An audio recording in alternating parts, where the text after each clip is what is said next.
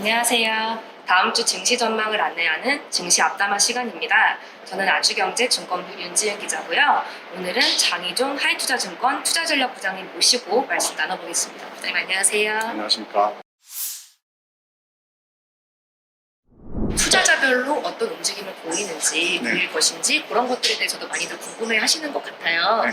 사실 뭐 기관이나 특히 연기금이나 이런 쪽들은 본인들의 이제 입장을 확실하게 밝힌 상황이기 때문에 궁금증이 좀 덜한 것 같은데 이제 외국인들 동향이 좀 왔다 갔다 하는 그런 모습들이 있다 보니까 그거에 대한 궁금증이 좀 있는 것 같더라고요, 투자자분들이. 우리나라 같은 경우는 지금 4% 정도 조금 넘어서고 있는 상황인데, 뭐 환자 수는 그렇게 뭐 다른 뭐 심각했던 나라들에 비해서 많지는 않지만 아무래도 아직까지는 접종률이 좀 더디다는 점에서 상대적으로 지금 접종률이 뭐 20% 30% 넘어간 나라들이 있는데, 뭐 외국인 투자자 입장에서는 뭐 그런 나라들 제끼고 우리나라에 뭐 많이 들어오기는 좀 쉽지 않은 상황입니다.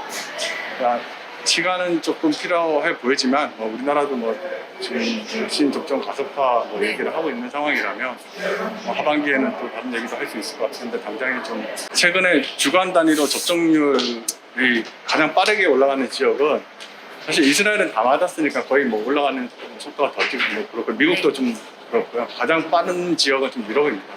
유럽이 뭐 주간마다 한 4, 5%씩 올라가는 나라들도 있으니까요. 우리나라가 지금 4%인데 뭐 한 주에 지금 그 나라 인구 4%가 넘는 거니까 그런 부분들이 이제 아마 유럽 쪽에 어떤 작은 흐름을 좀 빠르게 지금 유입되는 요인인 것 같습니다.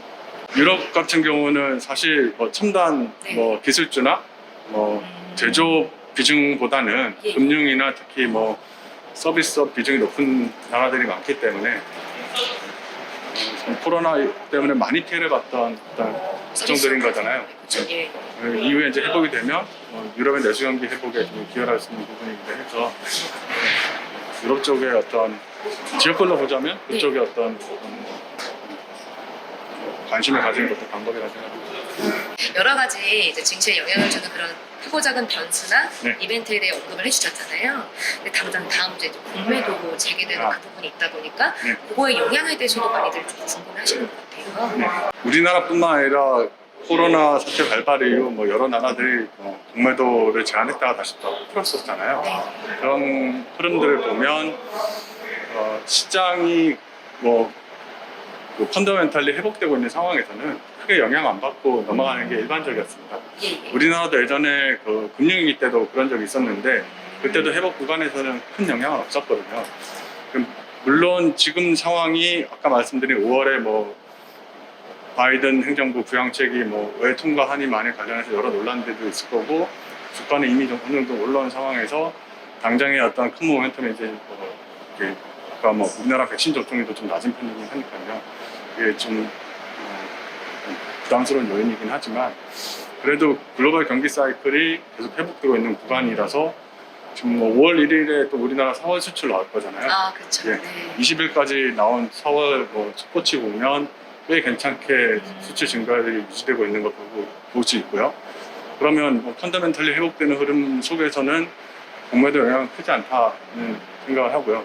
근데 코로나 발발 이후로 보면 주가는 많이 올랐지만 네. 최근 한 달 기준으로 보면 중성주들이 많이 올랐지 공매도가 그쵸. 재개되는 대형주는 좀 지지부진했었습니다. 그렇죠. 예. 네. 그런 거 보면 특히나 뭐 공매도 그 대형주 중심으로 진행된다는 점에서 이제 개시된다는 점에서는 큰 영향은 좀 없지 않나 생각하고 있고요. 일부 종목 중에는 좀 뭐 피하기 어려운 것도 있을 것 같긴 한데, 그런 어떤 부담이 위험 부담을. 예. 네네. 하지만 최근에 급등한 종목들이 꽤 있잖아요. 대형주 중에. 그렇죠. 너무 밸류에이션 과한 부담이 너무 네. 그런 종목들은 좀 피한다면 이번 전반적인 어떤 공매도 재개의 영향은 시장 전체로는 크지 않을 거라고 봅니다. 부장님 계속 강조하시는 게 종목별로 좀 대응을 꼼꼼하게 할 필요가 있다는 말씀을 사실 작년에는 뭘 사든 다 올랐던 네. 좀 그런 장이었었잖아요. 그래서 방금 얘기하신 게 어쨌든 대형주랑 중소형주가 다른 국면을 좀 가고 있었는데 조금 대형주, 중소형주별로 접근해야 될 방식이 있다면 그것만 마지막으로 말씀을 부탁드릴 수 있을까요? 최근에 실적 시즌이라서 대형주들은 이제 실적이 막 발표되고 있는 중이고요. 중성주들은 보통 5월 초반부터 또 1분기 실적이 많이 나올 텐데 사실 1분기 실적보다는 향후에 앞으로 어떻게 될지에 대한 어떤 1분기 실적을 확인하면서 2분기 실적이나 향후 어떤 실적 가이던스에 대해서 좀 힌트를 얻는 게 가장 중요한 것 같고요. 지금 뭐 코로나 이후 회복 흐름이 K자 회복이라고 다들 얘기 많이 하시는데 이따가 뭐 백신 접종률이 올라가고 그러면 서비스업도 회복되고 뭐 이런 얘기는 하지만 전반적인 어떤 그 시대 흐름이 약간 양극화 흐름은 좀 계속되는 거는 뭐 부인하기는 어려울 것 같습니다. 그러면서 산업별로도 어떤 차별화는 뭐 불가피한 상황이고요. 지금 뭐 최근에 좀 부진하긴 하지만 뭐 4차 산업 관련, 뭐 그다음에 성장주 대형 기술주들이 금리 상승과 여러 가지 그 규제 영향 때문에 좀 지지부진하긴 해도 큰 흐름은 이제 그쪽으로 갈 거고 그렇지 않은 또 작은 종목들은 또 상대적으로 좀 피해를 볼 수밖에 없다는 점에서는 산업별 어떤 차별화를 말씀드리는 거고요. 네. 그런 면에서 아까 종목별로 어떤 선별이 중요하다는 말씀을 드리는 겁니다. 당장은 어떤 그 코로나 이후 정상화 흐름에서 수요 볼 수 있는 아까 말씀드린 뭐 서비스 관련 그런 종목들 중심으로 좀 접근하는 게 맞지 않나 보고요. 예.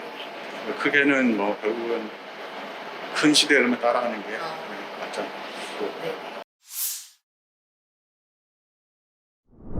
네, 오늘 장희정 부장님 모시고 말씀 잘 들어봤고요. 저희 증시 앞담화는 다음 주에 다시 돌아오겠습니다. 감사합니다.